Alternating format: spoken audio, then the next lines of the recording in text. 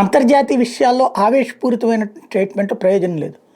ఫ్రాన్స్లో అక్కడ ఉన్నటువంటి న్యాయస్థానం లీపెన్కి ఒక తీర్పు ఇచ్చింది. లీపెన్ అంటే వాళ్ళ ప్రతిపక్ష నాయకురాలు భవిష్యత్తులో 2027లో అధ్యక్ష అభ్యర్థినిగా ఉండబోతోంది.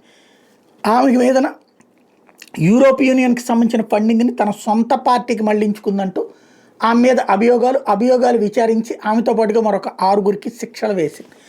ఈమెని శిక్షతో పాటుగా తన 5 ఏళ్ల పాటు ఎన్నికల్లో పోటీ చేయకుండా అనర్హత వేటు వేసింది. సరే, దీని వెనకాల జ్యుడిషియల్ జడ్జి గారి ఇంటెన్షన్ ఏంటి అన్నది పక్కన పెడితే, తద్వారా ప్రతిపక్షం లేకుండా చేసుకోవడంలో మేక్రాన్ సక్సెస్ అయ్యాడు. ఇది ప్రజాస్వామ్యానికి చేటు అంటూ అమెరికా స్టేట్మెంట్ ఇచ్చింది, వైట్ హౌస్ స్టేట్మెంట్ ఇచ్చింది. ఫ్రాన్స్ ఏమంటుంది? కోర్టు ఇచ్చిన తీర్పు చట్టబద్ధంగా ఇచ్చిన తీర్పు, దాంట్లో మేము రాజకీయ కక్ష సాధింపు ఏంటి అంటుంది. వాస్తవంగా అమెరికాకి వీళ్ళకి పడట్లేదు, అందులో ఒక పార్ట్ ఇది.